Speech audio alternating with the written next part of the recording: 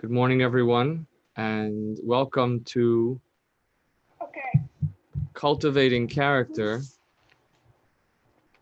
life lessons from the ethics of our fathers or the principles of ethics. And today we are studying the first Mishnah of Perek Daled of chapter 4. And the Mishnah is actually a fascinating Mishnah. It should be, I think, memorized by all people. Everyone should know this Mishnah by heart. It's so fundamental and important. The Mishnah goes as follows. Ben Zoma Omer. Ben Zoma would say, Ezehu Chacham, who is wise? Halomed Mikol Adam, one who learns from everyone. Shenemar, as the Torah writes, Psalms 119, Mikol melamdai hiskalti, ki edevosecha sichali. From all my teachers I have grown wise, for your testimonials are my meditation. Who is strong? Ezehu gibor, hakovesh es yitzro. The person who conquers their own desires, their own instincts, their own inclinations.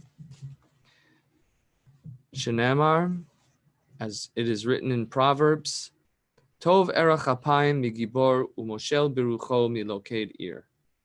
Better one who is slow to anger than one with might, one who rules their spirit than the conqueror of a city. Ezehu ashir, who is wealthy? Hasameach bechalko. One who is wealthy, one who is happy with what they have. As it is written, Psalms 128, Yegia kapecha ki sochel ashrecha v'tovlach. If you eat of the toil of your hands, fortunate are you and good it is to you. Fortunate are you refers to this world, and good it is to you refers to the world to come. Ezehu mechubad, who is honored? Hamachabed sabrios, the person who honors their fellow creatures. Shenemar, as it is written, 1 Samuel,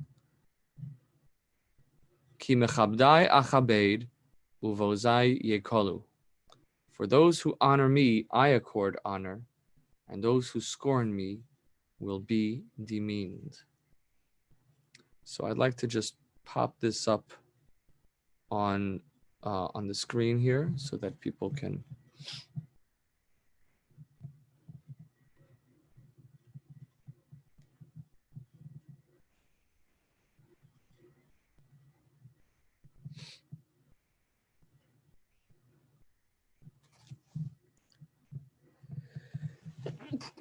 excuse me.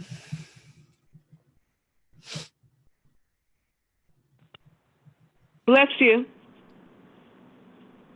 Okay, so here we have our Mishnah.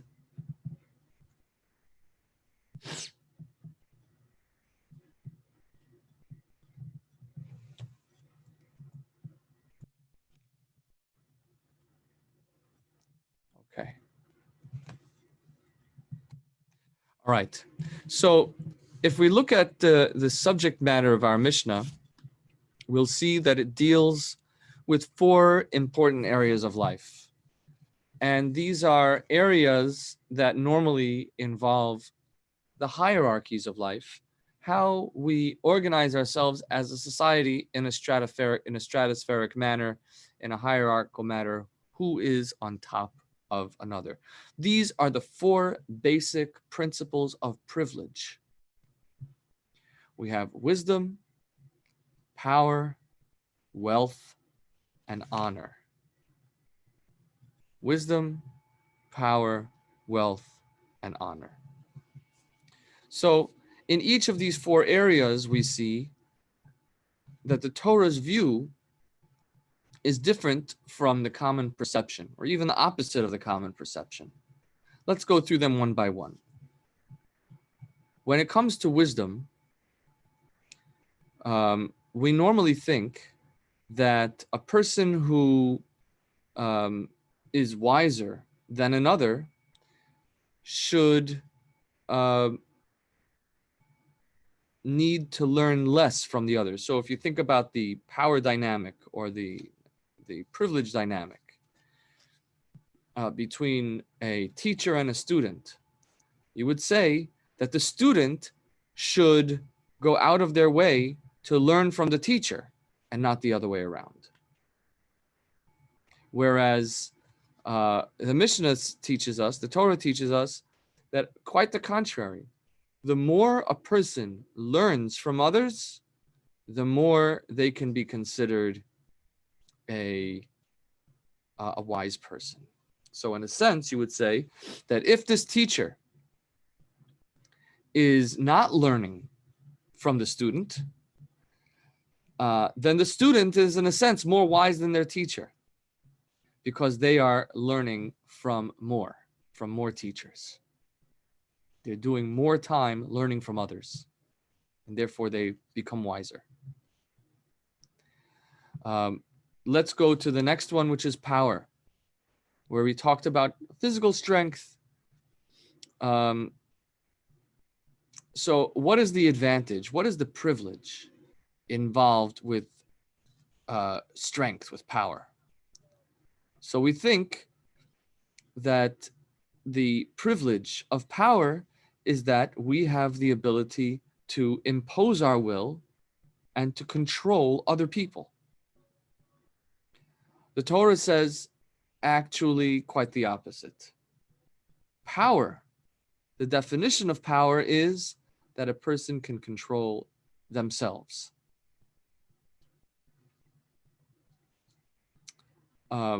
Let's go to the next one, which is wealth. What is the nature of wealth? The common perception is that wealth comes along with ambition. And that the more ambitious and the more drive a person has, the more hungry you are, the more wealthy you'll be. The Torah says exactly the opposite. The drive, the more happy you are, the more satisfied you are with what you have, in a sense, the less ambitious you are, the wealthier you can be considered.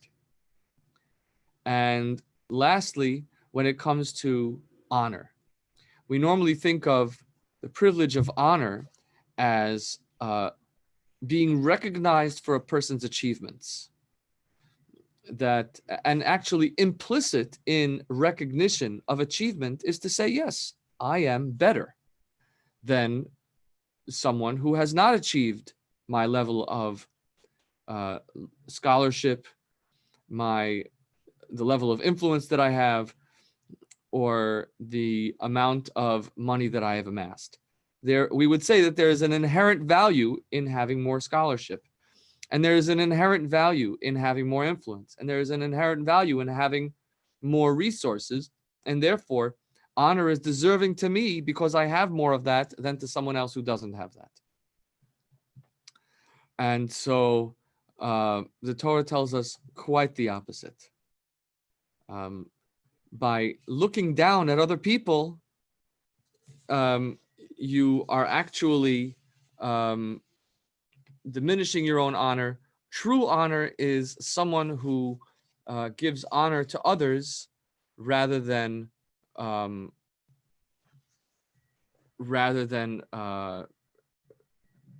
demanding it for themselves. Now, let's drill down for a moment onto these ideas. When we say, who is wise? One who learns from every person. It's more than just saying that it's good to learn from everyone. The Mishnah is teaching us that actually the definition of wisdom is being open-minded, being a learner. That's the definition of wisdom.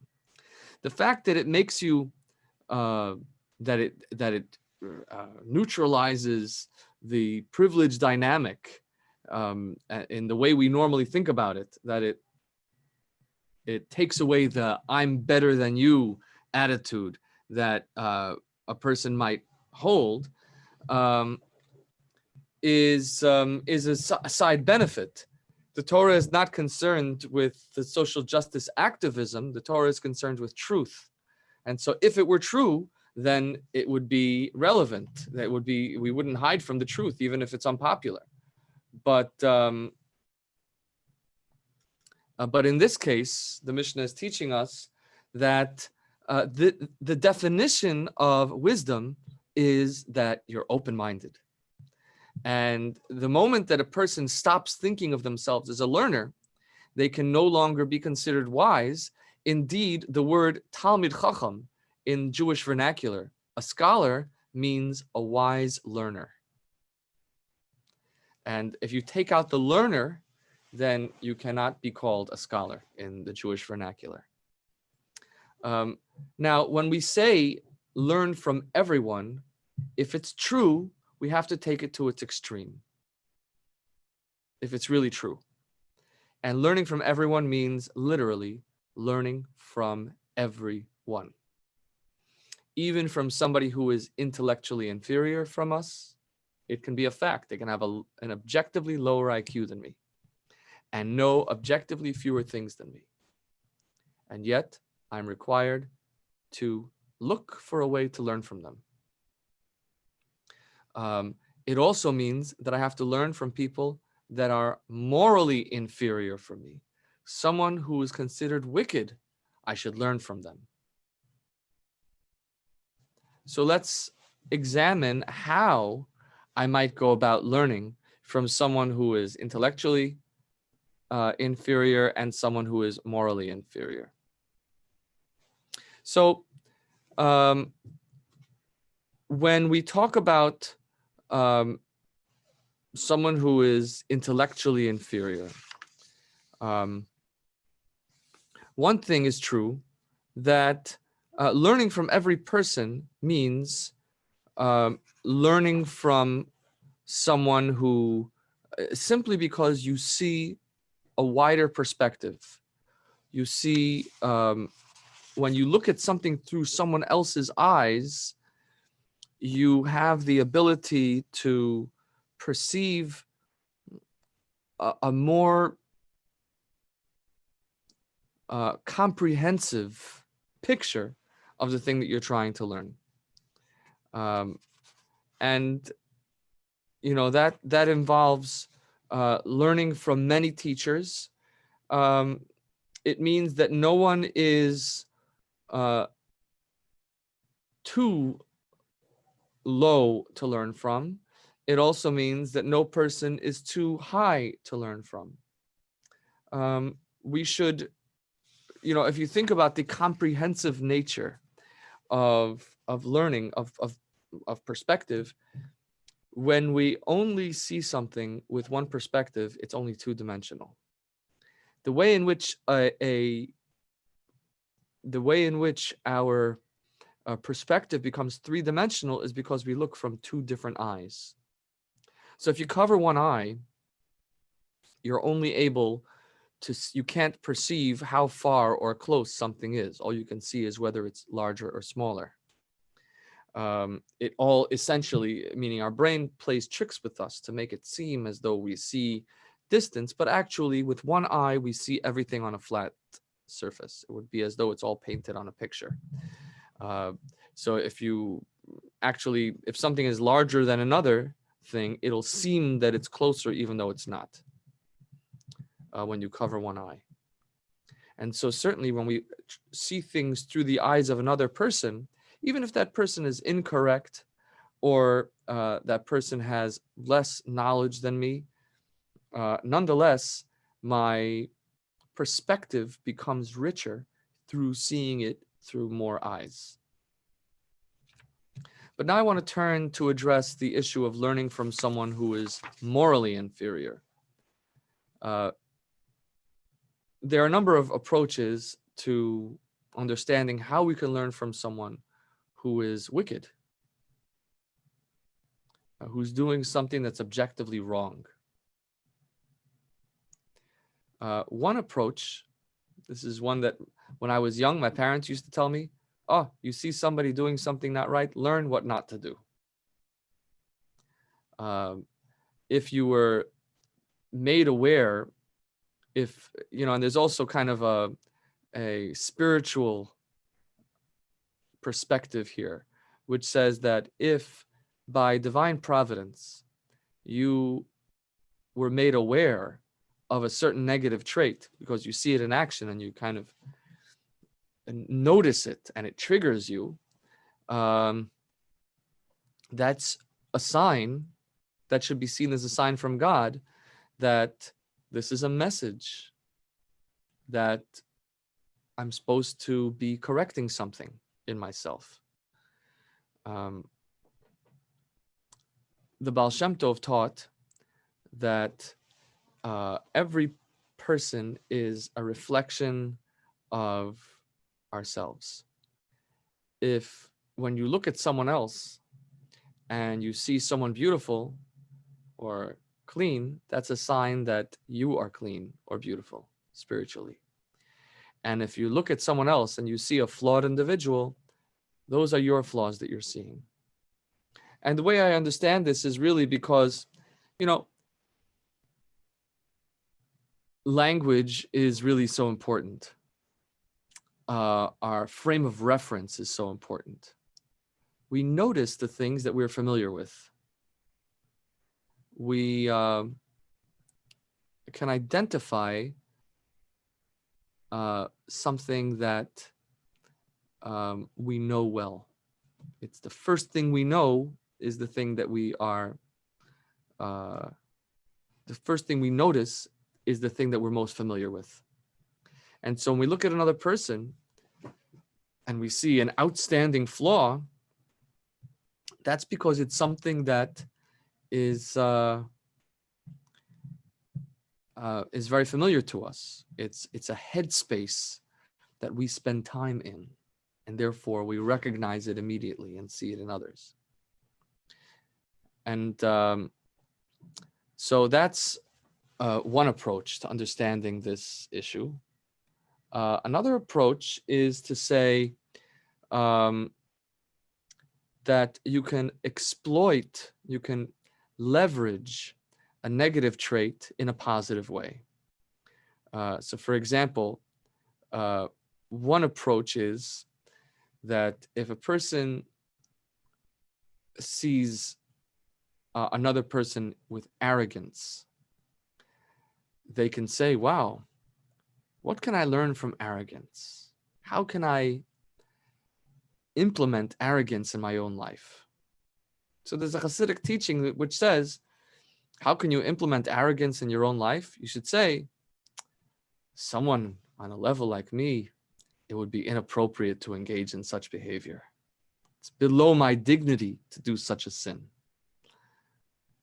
So it's not the moralistic or spiritualistic incentive to not sin, it's the arrogance incentive against sin.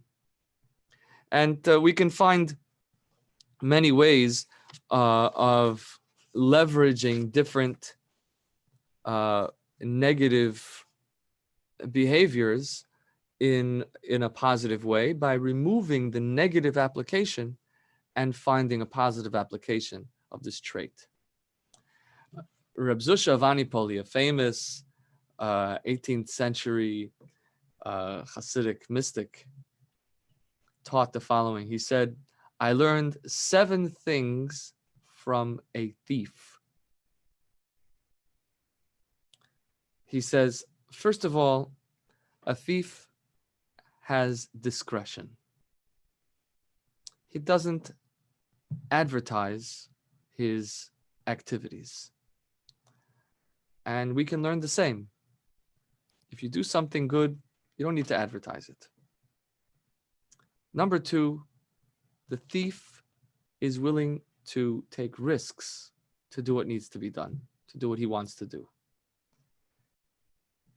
And we too can be more bold in pursuing our good aims.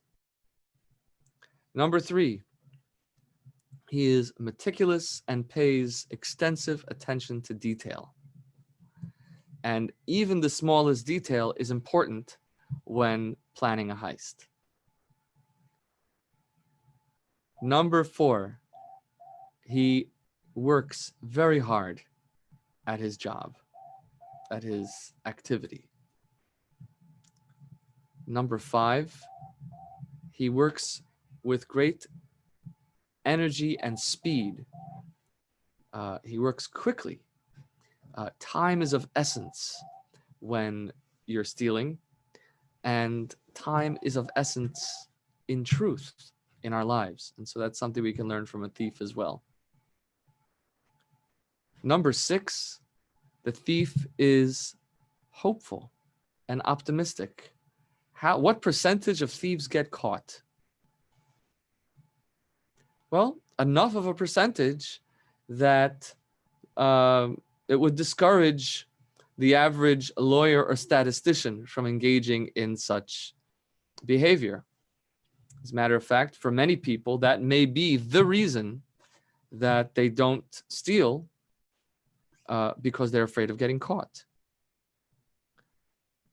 And so in a sense, you could say that the thief is maybe a little more optimistic and hopeful than the average person. And that's something we can learn as well. And number 7, if he fails once, he keeps coming back. The recidivism of thieves, how no matter what, they don't let it get them down. If it doesn't work the first time, they come back at it again. And so too, we can implement this this ethic in our lives for the good. So that is that's one. That's, I think, a good example of how we can really learn from every person, even a person who we normally think of as being really inferior on a moral level. There is another approach, which is that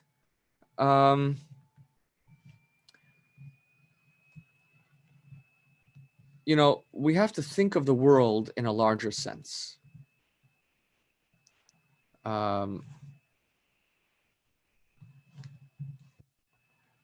This world, who made this world? And who made this person that we're calling inferior? How did they get to be the way they are? Or maybe on a deeper level, we could say simply, what is the nature of this person that I'm calling morally or intellectually inferior? When I call them inferior, I'm only talking about one dimension of their personality, identity, status. The truth is, however, that this person is created by God. I mean, think about that for a moment. This person is created, is the handiwork of the Lord, King of the universe, the King of kings, the Holy Blessed One, made this person. And on that level, this person has a very special quality. I mean, think about, if somebody would show you a sketch, a pencil scribble by Leonardo da Vinci, it would be worth thousands upon thousands of dollars. Even though the sketch is seemingly unremarkable because of the craftsman who made it. And the Talmud illustrates this idea with a story as follows. Rabbi Elazar, the son of Rab Shimon,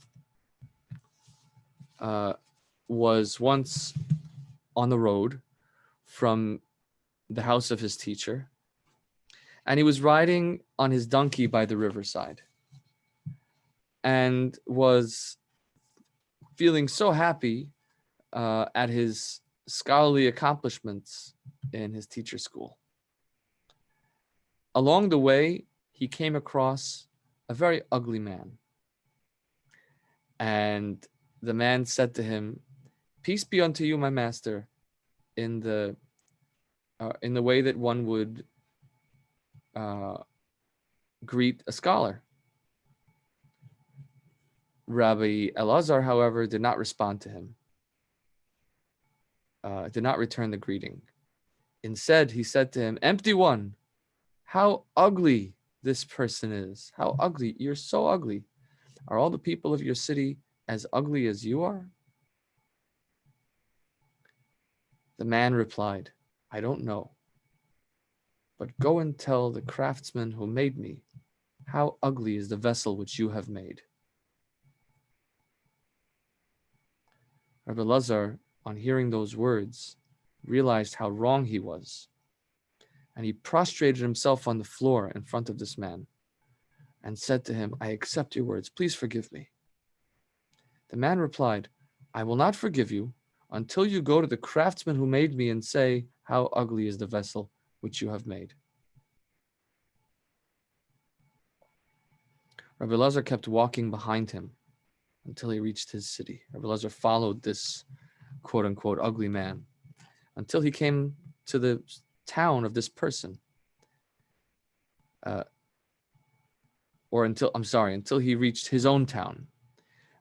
His fellow townspeople came out to greet him, welcoming him back from the yeshiva, from the school, and saying to him, "Peace be unto you, our teacher, our master." And the man said to them, "Who are you addressing this way?"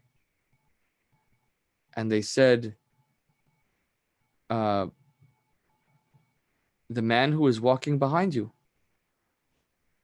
So he explained, if this man is a teacher, meaning this ugly man said to all the townspeople, "Who are you calling a Rebbe? Who are you calling a teacher here?" They said, "Oh, it's Rabbi Elazar. He's right behind you." The man said, if this is you, who you're calling your teacher, may there not be any more like him in Israel. This is not the kind of teachers that the Jewish people need.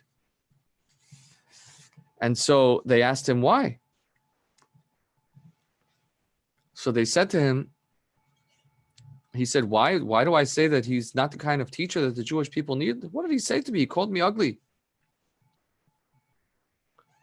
They said, "No, you should forgive him though, because he's a learned scholar." The man said, "Okay, for your sake, I will forgive him, but only on condition that he doesn't act this way ever again."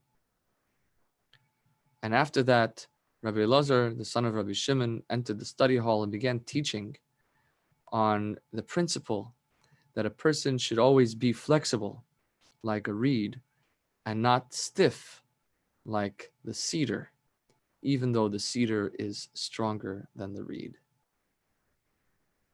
So let's analyze this story a little bit. We're talking about Rabbi Elazar, the son of Rabbi Shimon, one of the greatest scholars to ever live in the Mishnah age. Why would Rabbi Elazar refer to someone as ugly? Is he talking about his looks? It's hard to imagine that he would exclaim such a thing simply out of an aesthetic reaction. It seems a more plausible explanation is that when Rabbi Elazar called this person ugly, he was speaking about, he felt spiritually justified in calling this person ugly because the person was spiritually ugly. And how would you justify saying this to someone? He says, well, the person should know who he is. By being nice to a person who is spiritually really flawed, I'm not doing him a favor. You got to tell it like it is and let him hear what I think of him. Let him hear what I see in him so that he'll be motivated to improve and to be a better person. So, nevertheless, so that sounds reasonable, right? You're talking about a person who is morally, spiritually in needing of improvement, and you're calling it out and you're criticizing them as a way of trying to motivate them to make a change in their life. Nevertheless, after being called out by this person, Rabbi Eliezer recanted, not because he was bothered by having hurt this person's feelings necessarily, but because the person because in the first place, he wasn't concerned about the person's feelings. He was concerned about doing right by the person. And doing right by the person means, telling them what you feel they need to hear in that moment. So what was the critique of Rabbi Eleazar's approach that caused him to change his mind and recant his statement? So what we can read then in the subtext of what the person responded to him: go and tell this to the person who made me. Not the person, God forbid, to the craftsman who made me. Tell the craftsman who made me that that the craftsman made an ugly vessel, an ugly item. So he's saying, I'm a creation of God, and I am manifesting God's goodness in creation. And when you look at me, if all you see is how I'm not good, then you are missing out on your awareness of the presence of God in this world. You are ignoring God. And for me to forgive you, you need to go back to the craftsperson, the craftsman that made me, and resume your relationship. Have this conversation with God, because when you're calling me ugly, it's not about me. It's about you and your perspective. So go take this to God.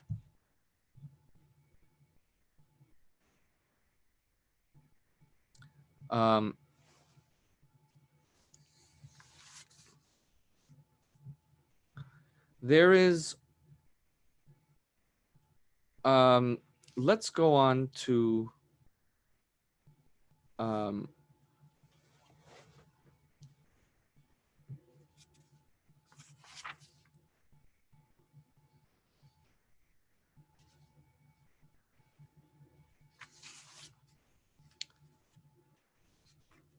now, admittedly, there's another layer to this idea.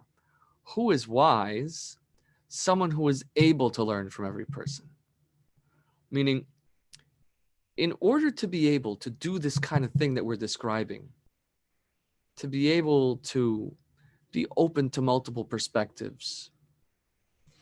Let's say initially we said being open to multiple perspectives is a key to wisdom. Seeing a wider view, learning from everyone gives us a richer viewpoint than we can, learn even from people who are morally deficient, because we can have a richer learning and understanding as we employ even negative character traits for good. But there's another angle to this, which is to say that the ability to learn from multiple people is a sign of wisdom. The ability to hear, to tease out some message, even from a, uh, an intellectually deficient or evil, wicked person, the ability to figure out a way to learn from them is evidence that you have wisdom. Um, a beautiful example of this is Reb Lev Yitzchak of Berditchev. Reb Lev Yitzchak of Berditchev, again a Hasidic mystic, was once saw a wagon driver who was in a rush to get out, and he was praying, wearing talis and tefillin, while he was greasing the wheels of his wagon. So you imagine he's wearing a prayer shawl, and he's wearing his tefillin, and he, maybe he took the tefillin off of his hand, and he's wrist deep in this black gook that he's smearing on the wheels. And while he's saying Shema Yisrael Hashem Elokeinu Hashem Echad, Hear, O Israel, the Lord our God, the Lord is one, smearing grease on the wheels. So somebody else might walk by this person and say, this is how you pray. Take a minute, meditate, clear your mind. Don't pray half-heartedly with such filth. Reb Lev Yitzchak instead raised his eyes to the heaven and he said, Master of the universe, look at your children. Even while he greases the wheels of his wagon, he thinks of you. So that's talent, to be able to spin that circumstance in such a positive way.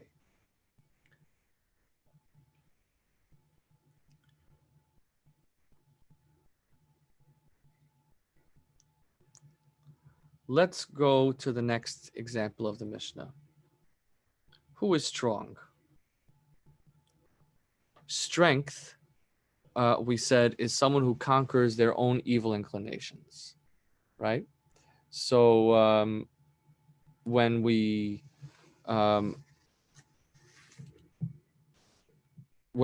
are able to conquer our own instincts, our own habits, our own desires, that is, we said, the key to strength.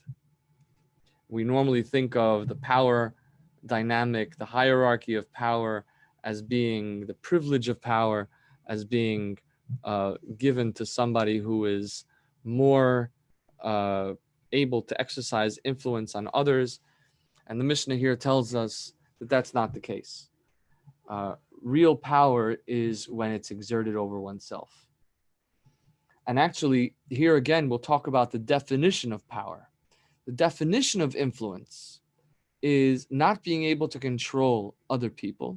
Because if you think about it, part of the definition of influence is being able to be independent. You don't need anybody else. You're strong on your own. And so if we define strength as independence, or the reason for strength, why I pursue power is so that I don't have to be beholden unto anyone, then exercising influence on other people is not such a great sign of that. Because ultimately it says that I'm measuring my own power by how subservient other people will be to me. And so in a sense, I'm always depending on the weakness of other people to be an proof of my own power.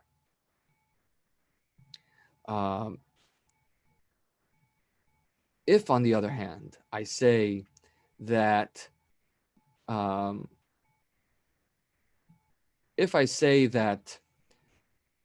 power is about controlling myself, then no matter where I am, no matter what somebody else does to me, I am always in control. I'm always independent. Nobody can do anything to me if I can control my own reactions.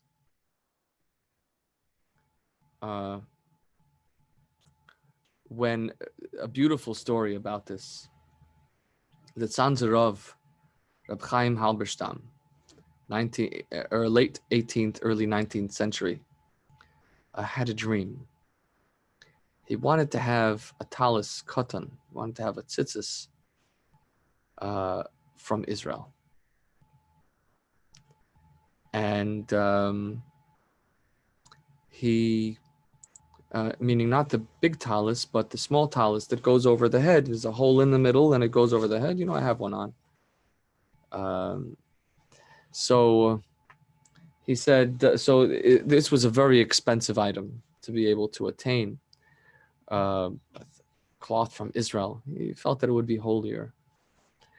And so he saved for many months and finally had enough money to pay for procuring cloth imported from Israel for his talis katan, for his small talis, which would go, again, fit over his head.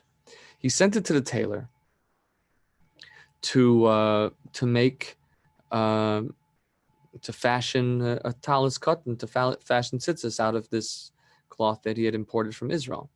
And so what the tailor would do is he'd fold it into 4 and then cut off the corner.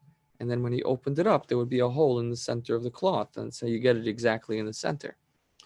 Problem was, the tailor accidentally folded it one more time. So now there's 2 holes in the cloth.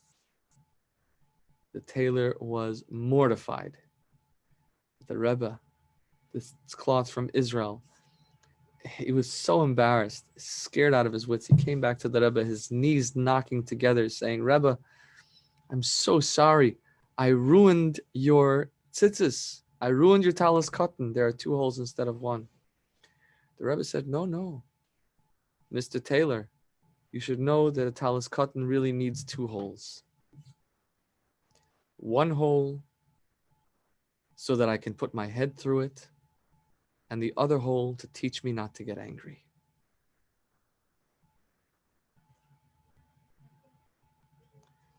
So again, the ability to, this also I think associates with the previous line, which is that in order to have the wisdom to learn from every person, we have to be able to control ourselves and not react instinctively, but to be able to take a pause before jumping to a conclusion. And that takes incredible personal strength.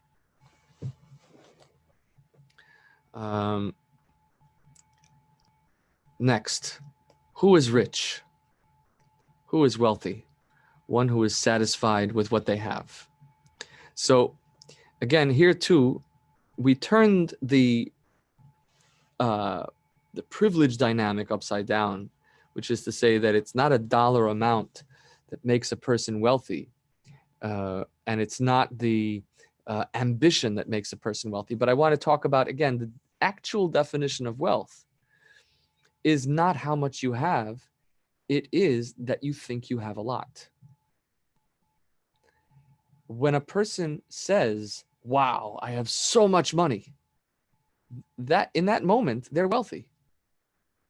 And again, in the context of the previous teaching, where I'm not beholden to the opinion of others to determine whether I'm wealthy or not, it's really about my own estimation of wealth. So I have to be that perspective of wealth is independent to me. And if I think I'm wealthy, meaning if I think that I have a lot, then by my estimation, I'm wealthy. And again, my estimation is all that should matter. Furthermore, we could put it into different terms rather than just saying, wow, I have so much money, which kind of, again, makes me assumes that I was waiting for a certain amount to get there to say that I have so much money, we can use the earlier teaching also of being able to perceive a truth within another truth, uh, being able to find goodness inside of evil. So to say, what am I feeling when I feel happy with what I have? When I say, I'm sorry, what am I feeling when I say, wow, I have so much money? What I'm feeling is joy in what I have. Now, that number amount can change, and then I will feel more happy or less happy, or I could just isolate the feeling of happiness with what I have and be there, and then I'll be wealthy no matter what I have.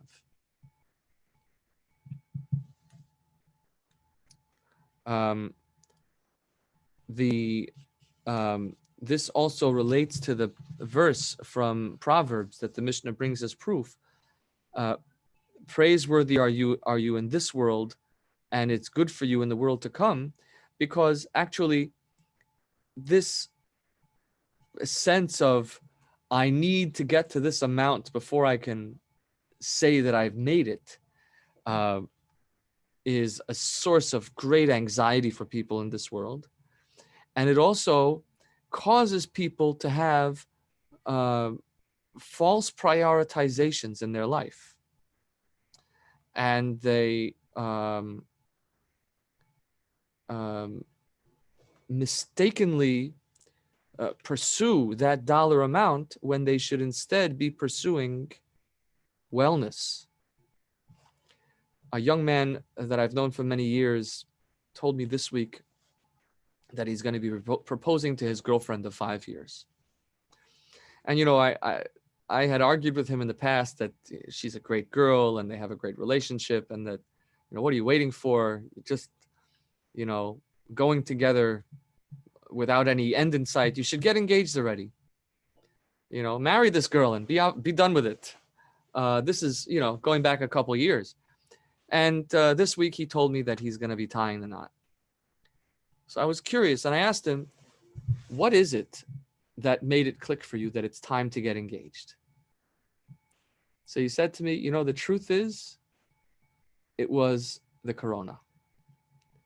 I was in quarantine and unable to work. And this is a guy who has worked from the day he left college. He says, I've never made less money in my life. And being in that position where I had to let go of the rat race, and I had to let go of attaining my financial goals, helped me to stop and see what's beautiful around me. And I realized, what am I waiting for? Why do I need to make it before I can get married? What is making it? And I think that's such a beautiful example of how our priorities can be reorganized once we're forced to let go of the external definition of wealth rather than the internal definition of wealth.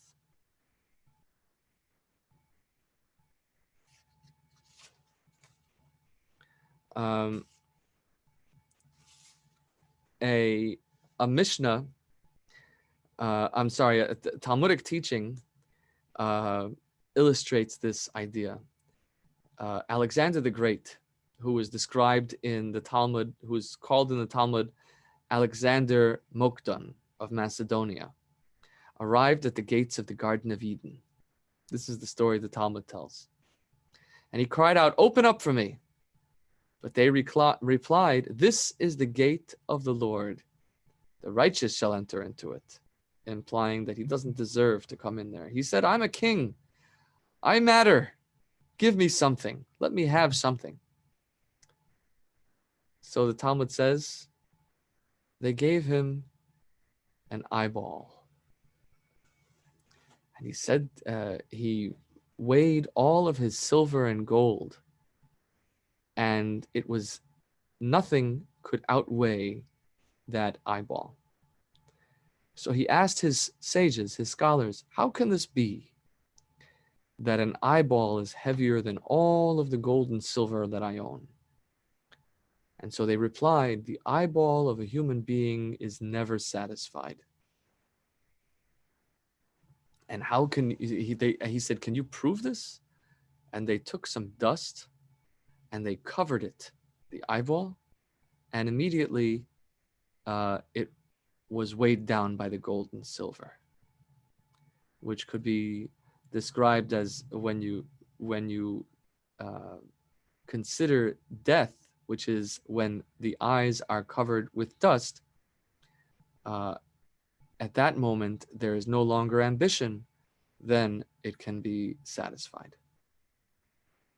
Now, again, we want to remember that greed and ambition are something we have to learn from as well.